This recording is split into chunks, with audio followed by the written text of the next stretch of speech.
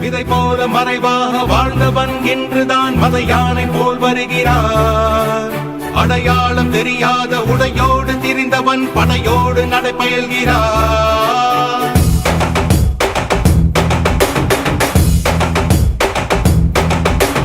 இமை பொழுதும் உறங்காத காவலன் இவன் சுமை கண்டு